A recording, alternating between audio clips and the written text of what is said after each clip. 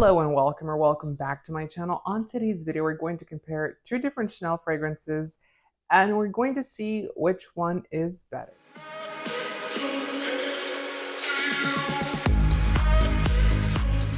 So I recently did a review on PARIS-BIARRITZ, which is part of the Les Eaux collection. This collection is a little bit different to any other collection from the House of Chanel. They are named after cities, towns that have a significant, essentially a significant story to the House of Chanel or to Chanel herself and her history when obviously starting the House of Chanel. And Biarritz is where she opened her first couture house. Not her first shop, her first couture house. And it's essentially kind of like the Hamptons is to New York. It's going to be a very beachy resort town for the rich and the wealthy and the aristocrats of that time. In that video, I did say that this fragrance reminded me a little bit of this guy here. So, Chance Eau de Toilette. Now, I want to show you because I was gifted this bottle when I worked for Chanel, because yes, I did work for Chanel if you did not know that. And the bottle hasn't been kept in sunlight. It hasn't had any moisture. It hasn't been, mistreated or thrown around. In fact, Chanel, when I worked for them, got rid of their old, what they call their fixtures, which is where they put those bottles in those nice little, kind of displays. And that display, they gave it to me. So I have all four of them, all four of the toilettes, I should say.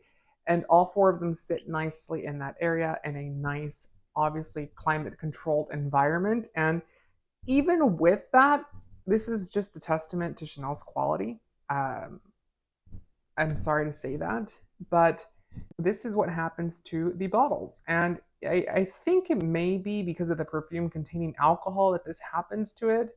But I don't want to say that because unless you are a big, messy person that is spraying this and literally getting it all over the bottle and your hands are all dirty, this shouldn't be happening to it. So this is the only brand, actually no, this is not the only brand. The other brand that this has happened to is Chloe. Chloe gifted me a bottle and I remember Chloe, it's one of the original ones. The top of it, which is supposed to be like a gold champagne type of color, literally turned green.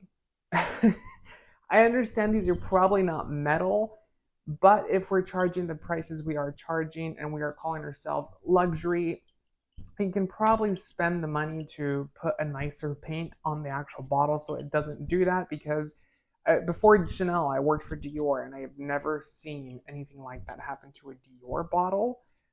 That's just my opinion. I mean, that's not my opinion. That's literally what happened. I never saw that happen to a Dior bottle. Let me know in the comments if that is, incorrect. But anywho, back to the comparison. So I originally said that Biarritz reminded me of this fragrance right here. And they're both going to be freshy fragrances. They're going to both have that very sparkly ambiance. And what I mean by that, the Chanel Chance collection in particular has this very special quality to it. It still stays true to the house codes of Chanel, so it's going to have that powdery, kind of soapy-like quality that all of Chanel fragrances have in that underlying tone. But what makes it unique and different is that this fragrance in particular, or this line of fragrances I should say, kind of remind you of drinking champagne. If you've ever drank a dry champagne, you know that it's a little bitter, it's a little tart when it enters your mouth, because it's a dry champagne. That fizziness of those bubbles pop in your mouth, and that is literally what this fragrance is like, but for your nose. It is going to be tart, it's going to be sharp, it's going to be citric, it's going to be a little dry as well, but also refreshing, and it's going to pop like champagne bubbles would in your mouth, and it is just phenomenal. And I don't think that this one gets a lot of love, which is the Eau de Toilette version, like I said. I will say that the one that everyone seems to love, everyone and their mom seems to love, is Eau Tendre, and then followed by Eau Fraiche, and also by Eau Vive, but I don't really see people liking Eau Vive that much. So I am going to spray this onto a little blotter card. Came out in 2002, and the perfumer for this is going to be Jacques Polge, which Jacques Polge had a really big contribution to the House of Chanel. We can thank Jacques Polge for fragrances like Coco Mademoiselle, like Coco Noir. We can think of fragrances like Eau Tendre, Eau Fresh, and the original Chance, obviously, and he is just very talented. I kind of equate his work with what Jacques Cavalier is doing for Louis Vuitton currently. They have this very talented way of looking at citric notes. They make them sparkly, they make them vibrant, they make them effervescent, and Jacques Polge for Chanel really, really did this very, very well. And his son is now the creative director of fragrances, or the nose, I should say. And he is the one that did Biarritz. And I want to say he's also fairly good at citric elements. That's what his kind of calling is citric fragrances, but in a very different way. Where Jacques Polge with Chance the Eau de Toilette tends to make him, like I said, sparkly, fizzy, effervescent, bright, vibrant. His son, which is Olivier Polge, the nose for Biarritz, kind of leans more into the softer side of things, the more tuned, the more refined, the more delicate, warmer citric side of things. And while I find that nice, I tend to see that his fragrances, the one that he's creative, and this may be him, this might be Chanel, because at the end of the day, yes, he's the nose, yes, he's a creative genius behind each fragrance that he launches at Chanel currently, but Chanel has the last say as to how much concentration they're going to put into a fragrance, because that is obviously equating to how much money they're spending on the fragrance. Most of the fragrances that Olivier Polge has launched under Chanel tend to have poor performance. And this is not going to be the exception to the rule. When comparing this fragrance, because it's not terrible, I don't want to say that, but when comparing this fragrance to obviously the OG that I compared it to, Chance, the Eau de Toilette, to Biarritz, Chance beats it every day. Now, this could be a me thing as well. Let me know down in the comments what you think of the new formulations of Chance de Toilette, because this one for me is a 2015 formulation, so it's up there in age. It still seems to last quite a bit of time. It does perform very well. It stays on the skin. It's not going to be a pure parfum or an extrait de parfum concentration and longevity and performance, but it's going to do its job. It's going to give you that 5 to 6 hour mark, where this one itself is going to be anywhere from 3 to 4 if you're lucky, if you take the extra precautions to make it last longer and to wear. Now, when comparing both of them, I originally thought, because the initial burst, the initial spray of Biarritz really reminds me of that sparkly effervescency that we see in Chance de Toilette. But as time progresses, we tend to change from that bright, effervescent vibrancy into a warm, clean, citric fragrance, which is nice. And it has a marine quality to it as well, which makes it a little bit different. But the fragrance itself isn't anything remarkable. Does it smell like a Chanel fragrance?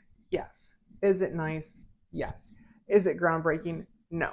And this just could be, isolated to Biarritz, but I do see the actual element of it. But at the same time, I don't want to be too harsh, because they both come from Chanel at very different times. So the early 2000s, we saw Chanel being very playful. Karl Lagerfeld was the creative director. Everything was fun and vibrant and happy and, worry-free, essentially. And this was launched in 2002. So it has a very different meaning for Chanel, this fragrance here, because it's going to be more fun. It's going to be more vibrant, just like the fragrance is today. And Biarritz is going to be more focused on Chanel's history, Chanel's legacy, her story and all of that, and how she came to be when it comes to being the queen of fashion that she is today, even after her death. But I do have to say that out of both of them, I probably would myself pick out Chance de Toilette, just because it has more dynamic. It has, even though it's bright and fresh, like I said multiple times in this video, it also has deeper elements. It has floral elements. It dries down to be a very kind of sparkly, sharp, creamy, floral scent that really, really captivates anyone that's around you. It's perfect for fall because it's the Eau de Toilette. It's not going to be, super, super light and delicate like Eau Tendre. It's going to captivate people in the spring and summer because it's going to come alive then. The fragrance overall is just very, very versatile, very, very nice. It's going to wear well. It's going to smell good. It's going to really get people talking and asking you questions about what you're wearing. And I think that's important whenever you're wearing fragrance. I know a lot of us wear it for ourselves, but it's always nice to get a compliment here and there. And I think that with the Eau de Toilette, you're definitely going to get that. And again, it's one of those that definitely tends to not get much of attention, and that's quite unfortunate. So I would say that I would pick up this one over Biarritz. I do like the packaging of this one better because I think it's just more simplistic, more elegant. So which one would you pick out of these two fragrances? Let me know down below in the comments. Also make sure to give the video a thumbs up and subscribe for more fragrance related content.